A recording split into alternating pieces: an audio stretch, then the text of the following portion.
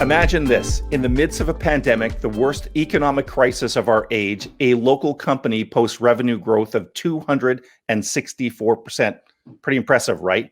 Now imagine another local company posting 5,300% revenue growth. That's off the charts. I'm sure you would agree. Welcome to the 2021 Fastest Growing Companies event. I'm Michael Curran from the Ottawa Business Journal. This special virtual event is co-hosted by the Business Journal along with our friends at the Ottawa Board of Trade. In the next 30 minutes, we will provide you with profiles of the 10 fastest growing companies in Ottawa.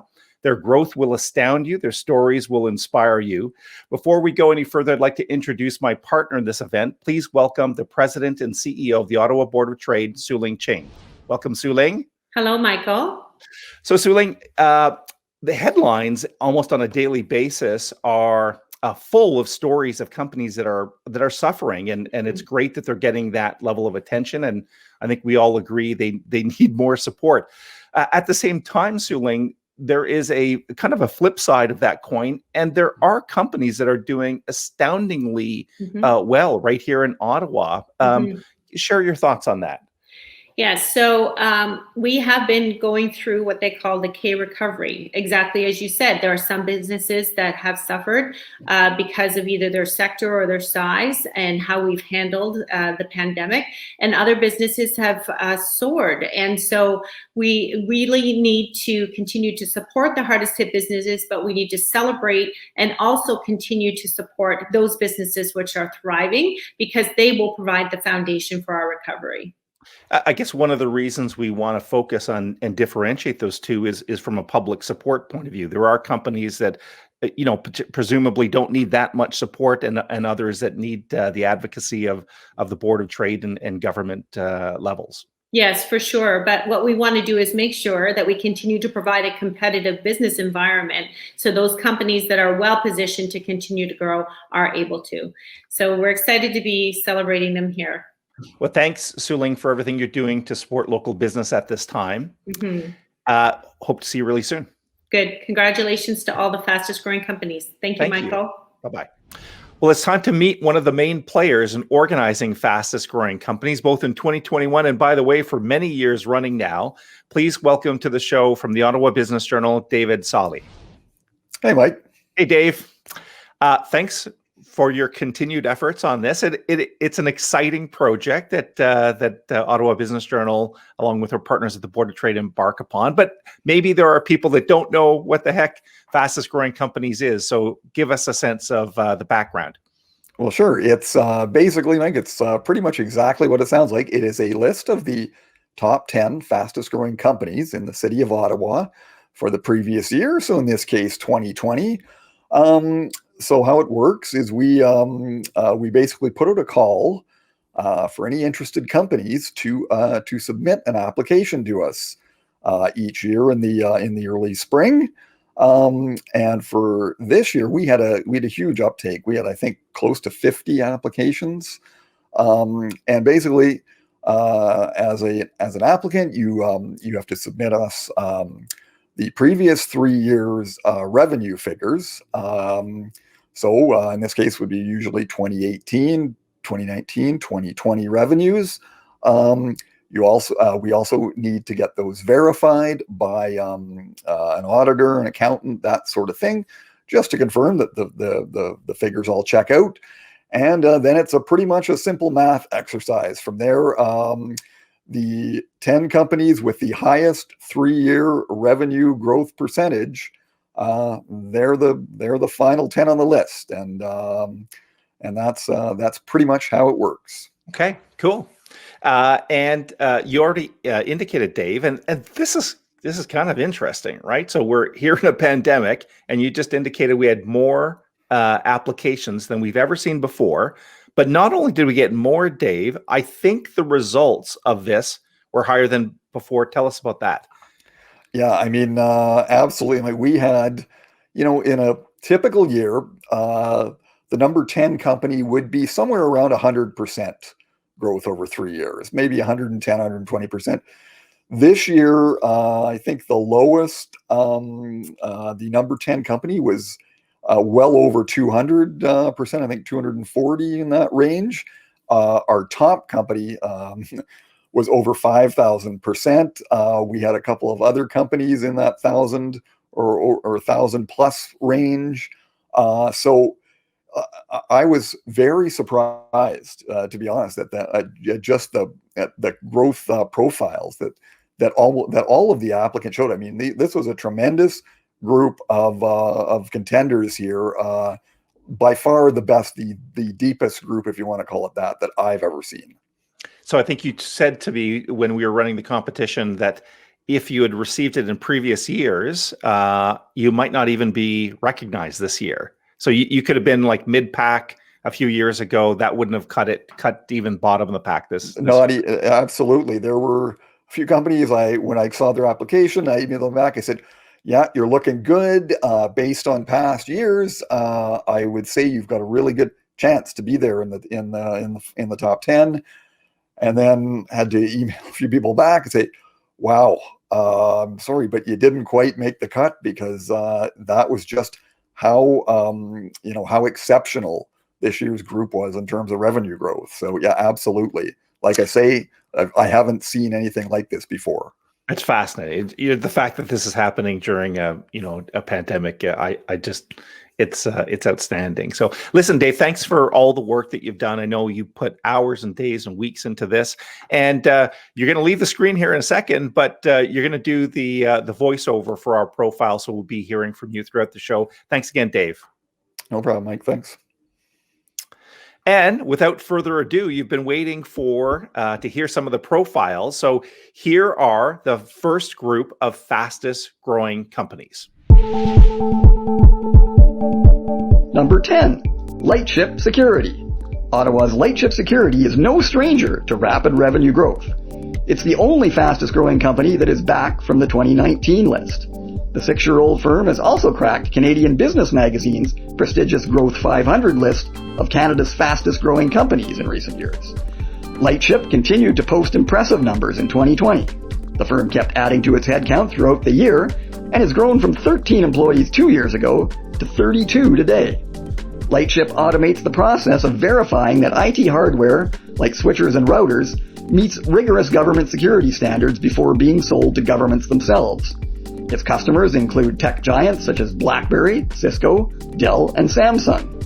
The company also has offices in Vancouver and Austin, Texas. Its product certification software has distilled a process that used to consume as much as a year's worth of manual labor down to less than a month. Lightship plans to make its test automation software more widely available on a subscription basis, which opens up a whole new revenue stream. Number 9, Highbridge Construction. Highbridge Construction was started by two buddies as a, quote, fun project. 6 years later, that project has blossomed into a booming business. The founders say the residential construction company owes its growth to its knack for hiring the right talent and a track record of happy customers who generate buzz for the firm through word of mouth. Highbridge also puts a lot of effort into generating new leads using an online system that flags hundreds of new potential opportunities every month. While COVID-19 initially slowed the construction industry to a crawl, the company says it's thrived during the pandemic as homeowners who were unable to travel began spending more time and money on their houses. Also, housing values have skyrocketed in Ottawa's red-hot residential real estate market. That's allowed people to refinance their homes and do the renovations they never got around to doing, according to co-founder Liam Hamilton. Highbridge plans to expand its operations across Ontario and eventually across Canada. The company is already working on a few projects in Thunder Bay and the Greater Toronto area. Now that Highbridge has created an established, repeatable process for generating leads, it can establish itself in new markets. Number 8, WorldReach. Millions of people are champing at the bit to jump on planes again once the pandemic abates. What is less appealing is long lineups at airports. An Ottawa company believes at least some of those annoying queues will soon be a thing of the past thanks to its technology. WorldReach has become an international leader in digital software that speeds up the process of checking travelers' passports. The company's revenues have jumped 400% in the past 3 years, and WorldReach has become one of 5 major firms to offer digital passport verification services.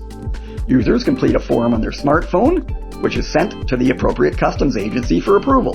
Customers then simply scan their passports and walk to their gate. In 2017, the company won a contract to include its identity verification service for EU citizens registering to stay in the United Kingdom after Brexit.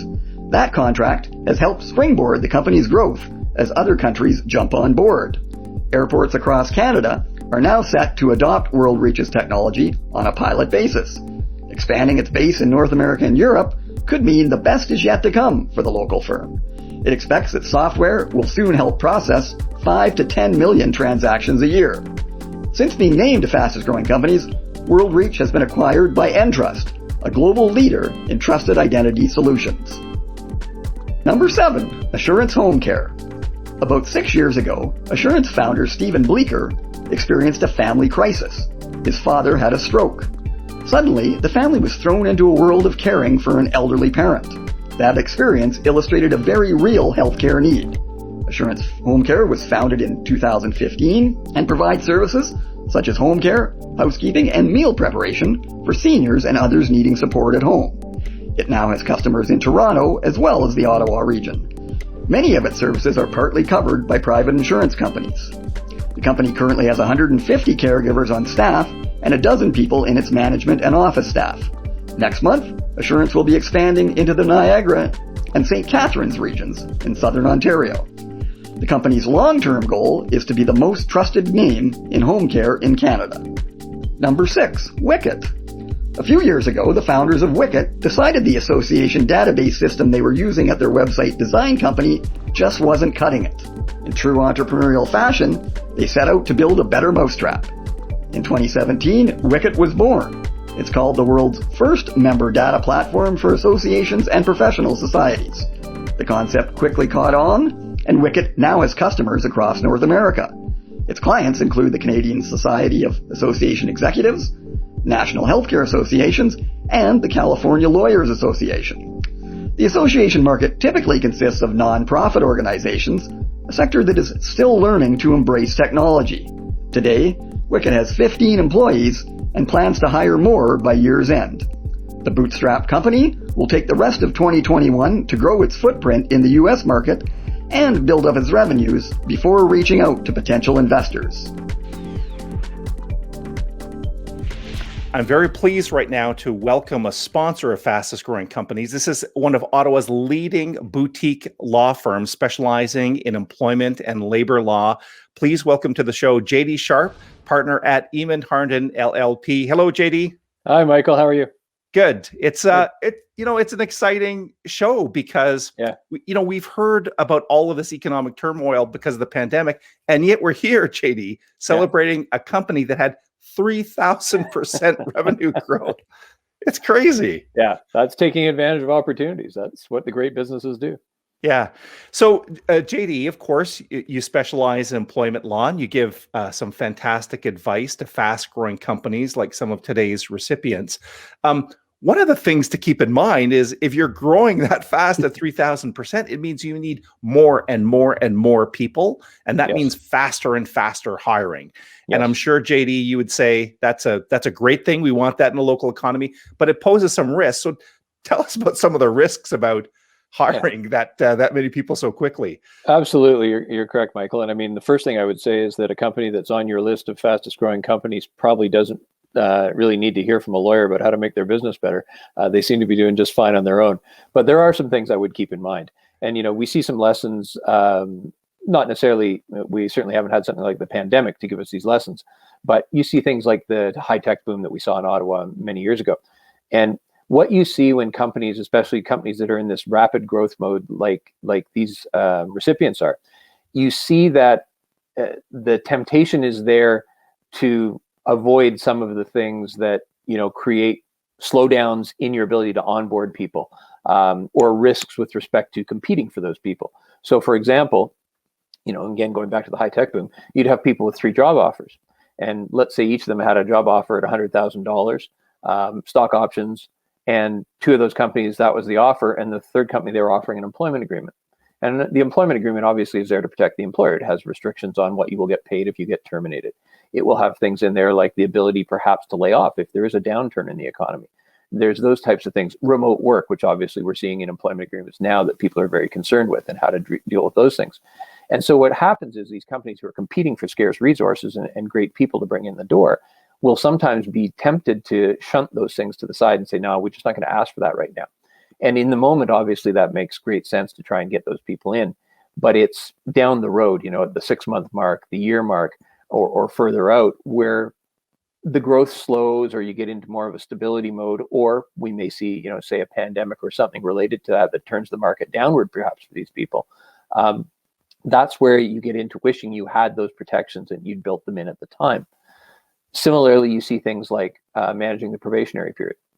When your recruitment group is, just going absolutely wild, trying to get bodies in the door and good qualified bodies in the door, you get into a probationary period and you may have red flags sent up on an employee. But all everybody is thinking is how hard it is to get any resources right now. And there may be that temptation to say, let's ride it out. Well, I've told my clients for many years, nobody's ever gotten better after the probationary period. That's when you're on your best behavior. That's when you're trying to impress the employer. That's when you're trying to make a case for yourself as a continuing employee. And if we've got misgivings about you then, once we lock you in as a permanent employee without those added protections, it's not going to get much better generally. Yeah, listen, you probably deal with this every day. You have to have a very defined structure, and those legal agreements are there to protect employers, right, JD? And you can get into a lot of trouble, I'm sure. Like I said, you see it every day. Yeah, well, it's the costs on the back end, right? I mean, right now, it's actually cheaper not to draft an employment agreement, right? But 5 years from now, when you go to terminate that person, you find out you're paying a month per year of service or worse, when you could have locked it in at a lower amount at the time you signed an employment agreement. That becomes a much different equation that you're working on. JD, I wanted to ask you about something specific to the pandemic. And, these companies probably had a rule book or handbook, on hand during the recruitment phase. And to some degree, that's gone out the window because of the pandemic and people working from home and all these changes. So what specifically should these fast growing companies keep in mind in with respect to the pandemic, in terms of not tripping up on these items? Yeah, I think in that phase, and some of it's very business specific, but some of it's generic. And the more generic stuff is making sure that you are covering off and getting the protections that you need in place for the things that arise out of the pandemic. The fact that you might get a lockdown, the fact that you might get a shutdown. And obviously, I think with the growth that they've seen over the period we're talking about, they are either pandemic proof or maybe the pandemic has itself fueled the growth. So these may be, more minor things for them to consider. But you do want those types of protections in there, the ability to lay people off for a short term without triggering a constructive dismissal action.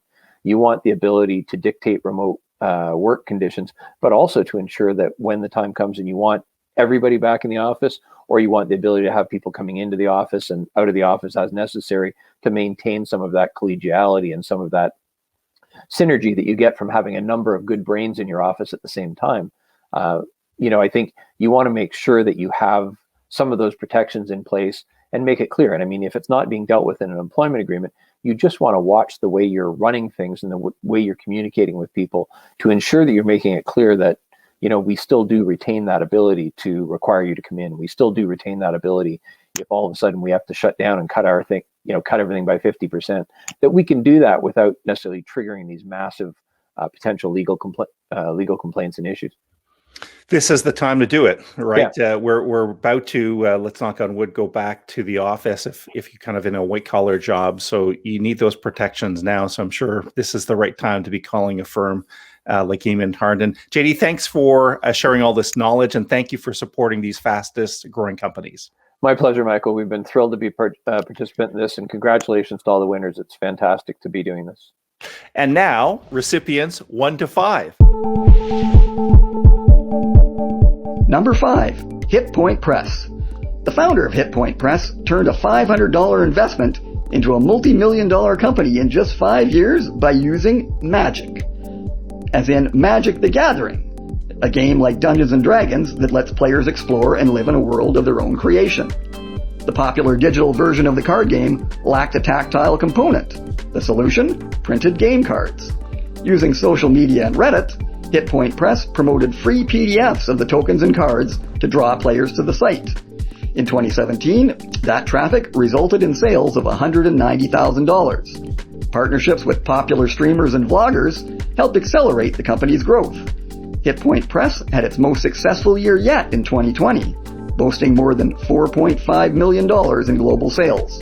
The firm now has 14 full-time employees, as well as a 7,000 square foot printing warehouse, and offers 6 categories of products.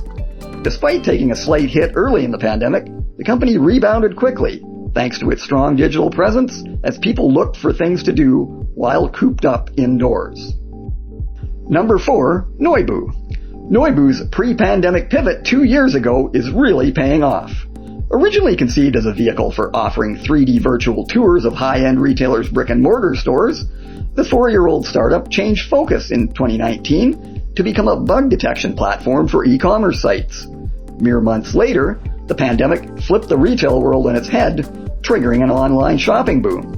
Noibu's product went from a niche offering to a must-have service for hundreds of customers practically overnight. The pivot allowed Noibu to land some big-name clients, including Avon, Champion, and Guess. Noibu's revenues soared nearly 600% in 2020 as retailers realized that even minutes of selling time lost to glitches in their online stores could translate into massive missed sales opportunities. The firm's headcount has ballooned from 5 to 23 since the pandemic began, and Noibu expects to be at 40 employees by the end of 2021. The bootstrap venture says it will continue to fund its own growth and has no plans to raise a headline-grabbing VC round anytime soon. Number 3, Bushbalm Skincare. The company's financing deal with CBC's Dragon's Den star Arlene Dickinson might have fallen through, but that wasn't the end for Ottawa's Bushbalm Skincare. The founder's appearance on the show late last year boosted their product's popularity. Bushbalm is an all-natural and vegan skincare brand. What makes it different is where the products are meant to be used. The ever-so-bashful pubic region. The idea came about by accident 4 years ago when co-founder Tim Burns and his wife were on their honeymoon. After a long day of exploring, they wanted to freshen up quickly. So Burns rubbed some of his beard oil everywhere. And we mean everywhere. Noticing his skin felt smoother and was free of irritation and chafing, Burns and his wife knew they had an idea for a product that was missing in the lucrative skincare industry. Today, Bushbalm sells skincare products ranging from dark spot treatments to exfoliating scrubs and a list of other products specifically designed for more sensitive regions. This year, the company is launching 3 new products. In addition to their exfoliating scrub collection, a skin firming cream for the buttocks called Tush Balm, and an electric trimmer. Bushbalm says it's on pace to do nearly $10 million in sales in 2021 and hopes to add to its team of 4 employees. Number 2, Dairy Distillery. Whereas most dairy farmers see unused milk byproducts as a problem, Dairy Distillery saw them as an opportunity. Since 2018, the Almont-based distillery has been making cream liqueurs and other spirits from milk permeate. That's the liquid left over after cream, fat, and proteins have been removed from whole milk. Dairy Distillery worked with a professor in the University of Ottawa's biology department to perfect the process of converting milk sugar into spirits. Meanwhile, founder Eamon MacDonald cold-called various dairy farms around Ottawa to find a supplier of milk permeate. The final product was a vodka that's tasty, lactose-free, and more energy efficient to distill than spirits made from grains or potatoes. Dairy Distillery is currently working on expanding into Quebec and British Columbia. The distillery is also constructing a new 6,000 square foot production facility, which MacDonald says will allow the company to triple both its output and its number of employees. Number 1, Go4. Go4 is an Ottawa-based software company that helps customers fill last-minute orders. It provides just-in-time delivery services for the likes of home reno giant Home Depot and paint manufacturer Sherwin-Williams. As online commerce boomed during the pandemic, the company's revenue skyrocketed 1,200% from February to December of last year, and its headcount has tripled in the past 12 months.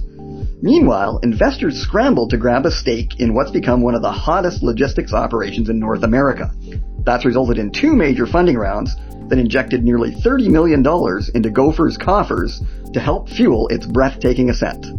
It's now operating in 75 cities, and Gopher is aiming to have drivers in place in up to 150 urban centers throughout Canada and the US by the end of the year. It's also partnering with FedEx and Purolator to provide customers with a full range of delivery services. Ladies and gentlemen, there you have it, Ottawa's fastest growing companies 2021 edition. We promised outstanding growth. We promised inspirational stories, and I think we delivered on both. Congratulations to all this year's recipients, and a big thank you to Eamon Harden LLP for its ongoing support of this event and annual competition. If you're looking for management side employment law advice, I'd recommend you give them a phone call. If you're watching this session live, I'm going to ask you to go to the Zoom event for some virtual networking. This is your chance to meet with the operators of these fastest growing companies. And if not, then we're going to sign off. Thank you very much for tuning in for Fastest Growing Companies 2021. On behalf of OBJ and the Ottawa Board of Trade, thank you for watching. Please stay safe and stay connected to us.